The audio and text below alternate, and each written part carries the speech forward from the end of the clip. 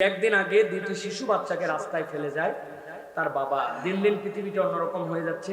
এইসব বাবা মার কেমন বিচার হবে কিয়ামতের ময়দানে? প্রিয় ভাইরা, এই সমাজ আমাদের বিবর্তন হয়ে যাচ্ছে, সমাজ পরিবর্তন হয়ে যাচ্ছে। এটা সত্যি সত্যি বাস্তব একটা কঠিন অভিজ্ঞতা আমাদের জন্য। এটা ত্রিমুখী কারণ এই সমাজের সাথে জড়িত আছে।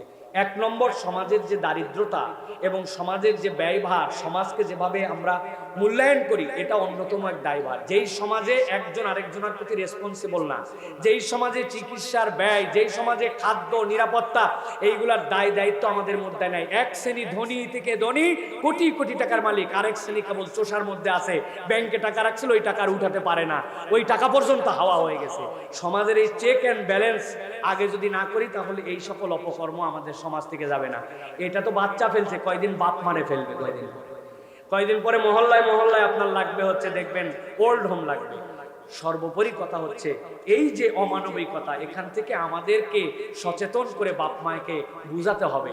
এটা মাইনর দু একটা জায়গায় হচ্ছে, কিন্তু একটা দুইটাই আমাদেরকে এমন ধাক্কা দেয় যেটা বুকগুলাকে একদম উদাস এবং হতাশ বানায় দেয়।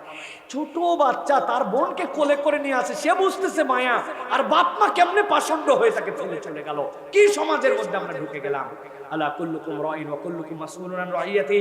মনে পড়ছে ওই এলাকার দায়িত্বশীল, ওই এলাকার কর্তব্যশীল সকলের দায়বদ্ধতায় হযরত ওমর রাদিয়াল্লাহু তাআলা বলছেন, আমার রাজ্যের মধ্যে একটা কুকুর যদি পানি না খায় মরে, আমি ওমরের ভয় হয় আল্লাহ যদি আমাকে ধরে। তাহলে এই লোক কেন এই কাজ করলো? এই বাচ্চা তো মায়ের পেটের থেকে হয়ে বড় হয় নাই, তার আশপাশে ফ্যামিলি ছিল, তারা বড় করতেছিল, দেখছিল। নিশ্চয়ই সে এমন একটা ক্রাইসিসের মধ্যে গেছে, এইটা করার তার কাছে আর মনে হয়েছে যে এর বাইরে আমার আর কিছু করার নাই, আমি মুক্ত হই, মুক্তি চাই।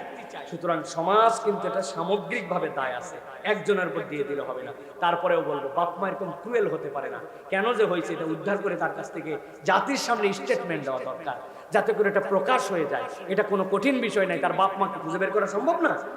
একদম সম্ভব। বের করে জানতে হবে কেন এটা করলে, সেটার আলোকে আমার পদক্ষেপ নিতে। আমাকে এখানে জিজ্ঞাসা করলেন, আমি চমৎকার একটা টপিক বলে দিলাম, আপনি এটা জানাই দিলেন, এটা কোনো সমাধান হলো না।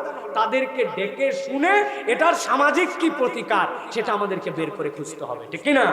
সর্বোপরি কথা, দ্বীন ইসলাম এবং নৈতিকতার ঘাটতি হয়ে গেলে মানুষ যা ইচ্ছা তাই করতে পারে।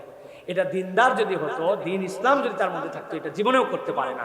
সুতরাং আল্লাহ রাব্বুল আমিন আমাদেরকে দ্বীনকে ফলো করে এইগুলো অনাচার থেকে আল্লাহ বাঁচার মতো তৌফিক দান করেন।